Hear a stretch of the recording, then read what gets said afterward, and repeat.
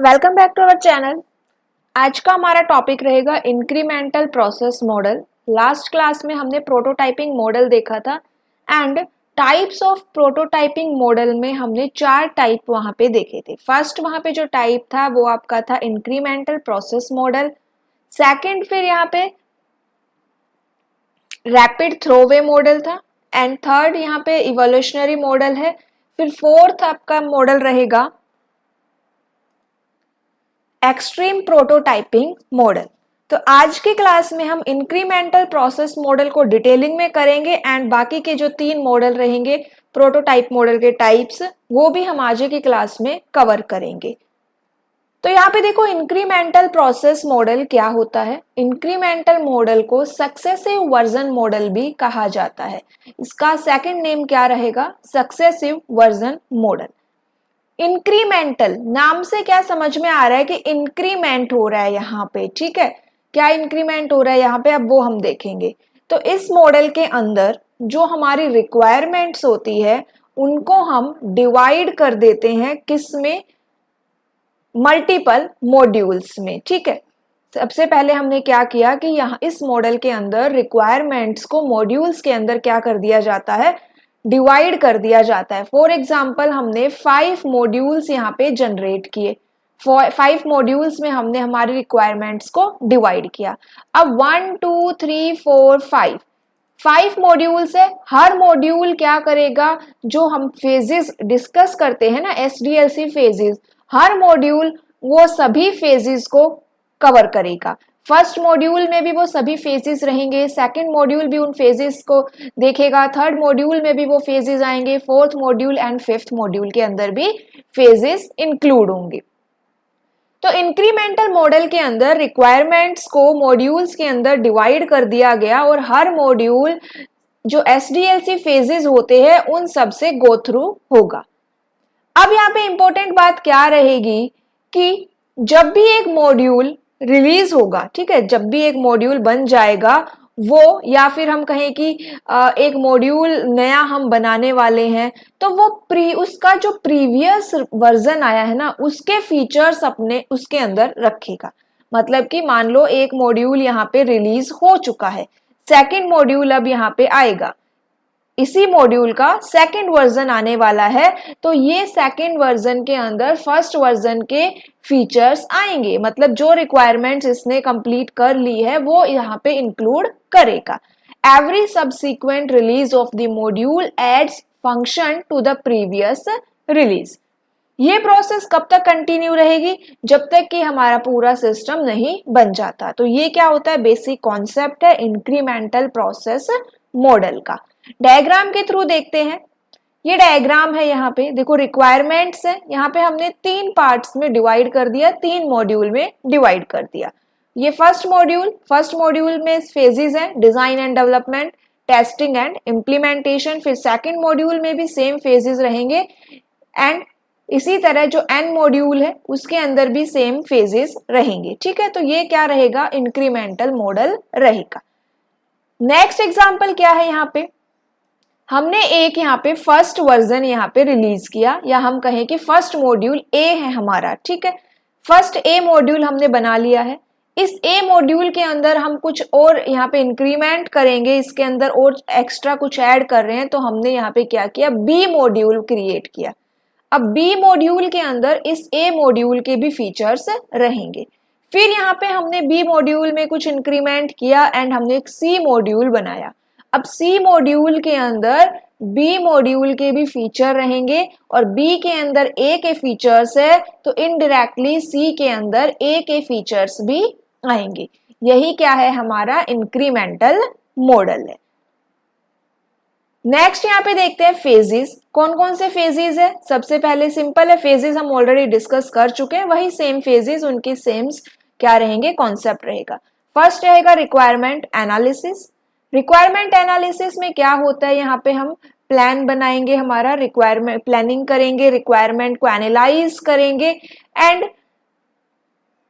According to the customer requirement. Second क्या है? Design and development. Design करेंगे architecture को, जो कि हम करते हैं, ब्लूप्रिंट होता है हमारा, और डेवलपमेंट में क्या होता है? उसकी कोडिंग आती है। थर्ड यहाँ पे रहेगा डिप्लॉयमेंट एंड टेस्टिंग। डिप्लॉयमेंट का मतलब होता है कस्टमर को जब हमने डिलीवर कर दिया है प्रोडक्ट एंड उसकी टेस्टिंग यहाँ पे होगी, ठीक है। टेस्टिंग करने के बाद लास्ट में डिप्लॉयमेंट करेंगे। अब यहाँ पे देखिए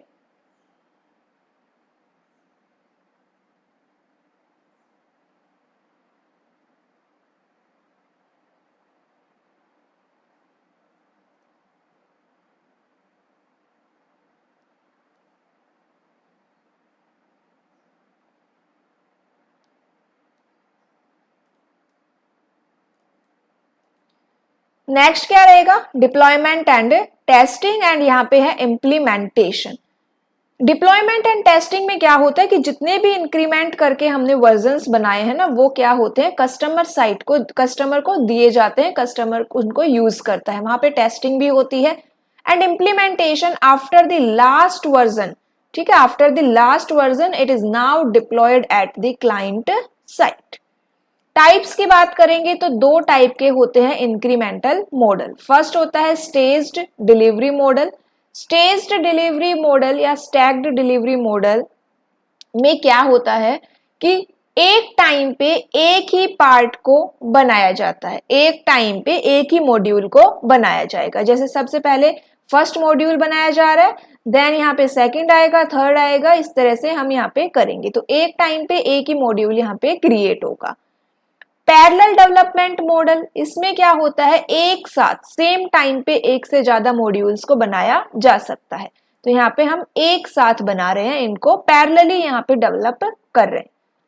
When we use the incremental model, incremental model को कब यूज करेंगे, जब हमारी रिक्वायरमेंट्स क्या हो, सुपीरियर हो, project has a lengthy development schedule, software team जो है हमारी वो इतनी ज्यादा स्किल्ड नहीं है, ट्रेंड नहीं है, कस्टमर को क्या चाहिए, क्विक रिलीज चाहिए प्रोडक्ट का, and you can develop prioritised requirement first. In conditions के बेसिस पे हम क्या करते हैं, इस मॉडल को यूज करते हैं। कैरेक्टरिस्टिक्स क्या होंगी, कैरेक्टरिस्टिक्स ये है कि जो सिस्टम डेवलपमेंट है, जो हम डेवलप कर रहे हैं, उसको हम क्या कर देते हैं, स्मॉल मॉड्यूल्स या प्रोजेक्ट्स में डिवाइड कर देते हैं। To create a final complete system, partial system are constructed one after the other. Priority requirement को पहले फुलफिल किया जाता है।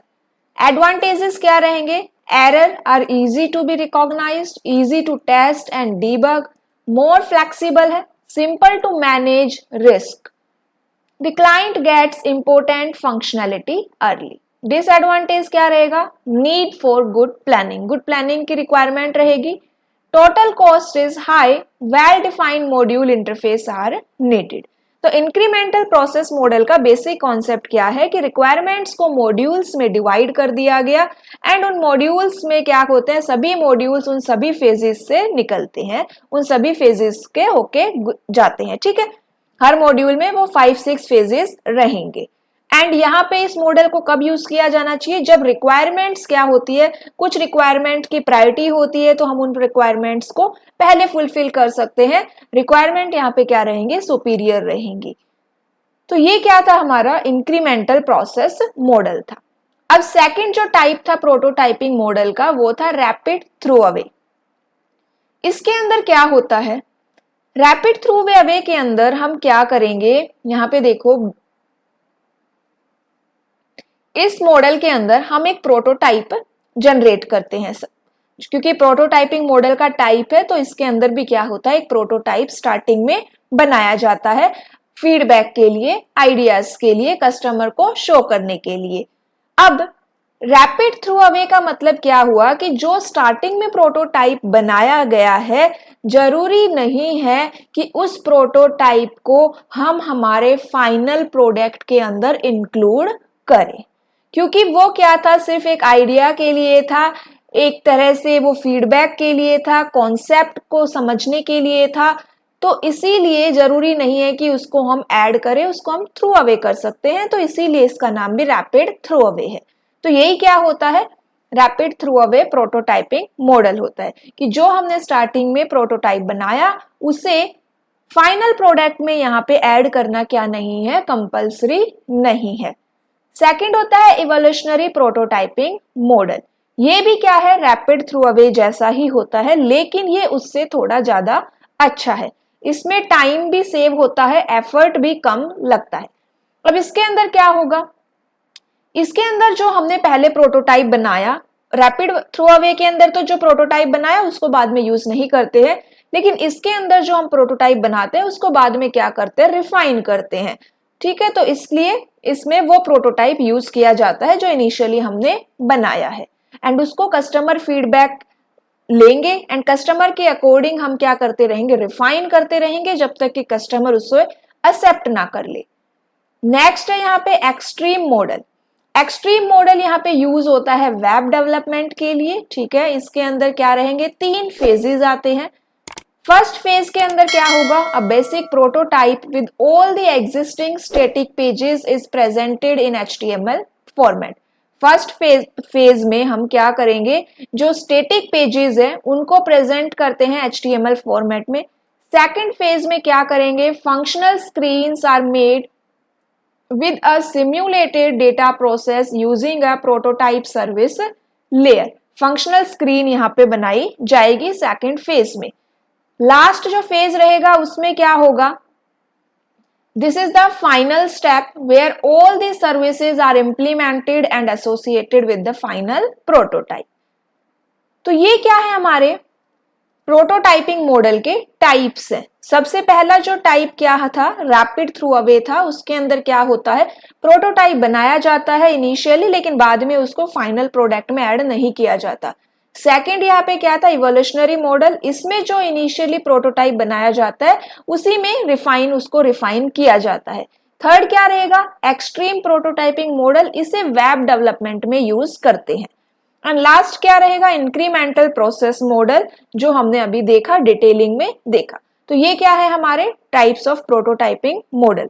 नेक्स्ट क्लास में हम क्या करेंगे, रैड मॉडल करेंगे, रैपिड एप्लीकेशन डेवलपमेंट मॉडल। आज के लिए इतना ही। क्लास अच्छी लगे तो चैनल को जरूर लाइक, शेयर एंड सब्सक्राइब करना। Okay, thank you.